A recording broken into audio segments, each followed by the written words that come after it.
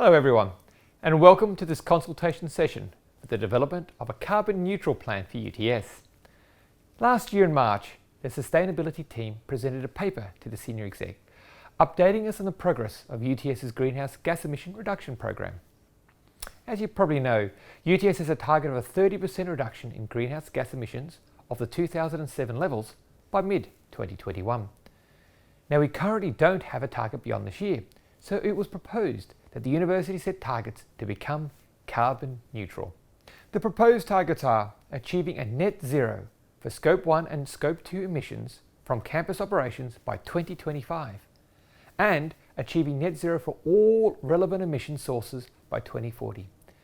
These proposed targets must be accompanied by a realistic and approved emissions reduction plan with a budget. Many other organisations have publicly announced carbon neutrality targets, and some are very ambitious. But many of these organisations also do not yet have a plan on how they are going to actually achieve these targets.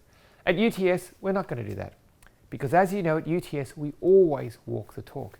Therefore, we need to be very careful and plan our pathway towards carbon neutrality, so we have absolute certainty that we will meet these targets. And that's, of course, where you come in. We need your input, your ideas, your comments, all of these things to incorporate and develop our UTS carbon neutral plan. In order to keep the global temperatures within 1.5 degrees of the pre-industrial levels, the Intergovernmental Panel on Climate Change recommended, of course, that the global CO2 emissions needs to decline by about 45% from 2010 levels by 2030, reaching a net zero by 2052. As you would expect, this requires transformational change at a global level to limit global warming to 1.5 degrees. It will need rapid decarbonisation, focused research and deployment of all new technologies. Australia, as the driest inhabited continent, is extremely vulnerable to the impacts of global warming. The catastrophic droughts and bushfires that ravaged particularly New South Wales in 2019 and 20 demonstrate just some of the consequences that global warming will have for Australia, Australian people, our economy and our environment. These events, their increasing frequency and intensity, are of course a manifestation of climate change. So there is a real need that you all know to develop a long-term plan to address the impacts of climate change in Australia, for our communities, in our own lives and in our own operations. Our activities at UTS, directly and indirectly of course, contribute to climate change. So as a university and a public institution that exists solely for public benefit, UTS has a responsibility to demonstrate leadership and best practice in greenhouse gas emission reductions. As you would know, as an Australian first, UTS signed a power purchase agreement in 2015 with a solar farm in Singleton. Then, in 2016, the university was one of the first 5 Australian universities to commit to the UN Sustainable Development Goals. UTS already has significant experience in implementing initiatives on campus that deliver energy savings and emission reductions. Some of the examples you'd be aware of include the lighting upgrades, the Green Star certification, our food waste recycling, the chilled water supply from Central Park, and our off-site solar. UTS is, however, in a unique position to lead societal transformation by integrating our campus emission reductions with our world-leading climate change and energy research and teaching. By developing innovative solutions at an institutional level, we can fast-track new approaches.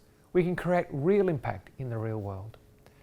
So UTS has the capacity to promote these innovations, to provide leadership to other organisations across Australia and worldwide. UTS research is already contributing to finding solutions to climate change. The UTS For Climate website showcases all the actions that UTS staff and students are taking with innovative research, subjects we teach, areas of study, and how we engage with our community, and more importantly, how we run our campus. UTS is leading the Reliable, Affordable, Clean Energy for the 2030 Cooperative Research Centre, which will deliver a suite of world-leading energy solutions ranging from smart inverters all the way through to renewable microgrids. The university's chosen pathway to carbon neutrality can also be leveraged for government and community advocacy to encourage the rapid transition to a low-carbon economy. As I said before, walking our talk. The tertiary sector can be an actor of change in the process by showcasing how carbon transition can be achieved and by building our capacity of our graduates with experience in decarbonisation strategies so that they can then take this into the community. Investments now in research and teaching represent an investment in the future, and as you all know, will generate long-term benefits. The university's current financial situation makes implementing some of these initiatives challenging. However, the impacts of COVID have presented us with a rare opportunity to reset and to lead a green recovery. Climate change is one of the greatest threats the world has ever faced. Therefore, the development of a carbon neutral plan for the university and that will guide the university's response to the climate emergency is a vital strategic priority for UTS. We want to reduce UTS's greenhouse gas emissions and decarbonise as rapidly as we can. So, back to you. We'd love to hear your ideas, no matter how big, how small, how wild or unusual. Thank you very much for your attendance here and importantly for your contribution to this very critical discussion. All the best.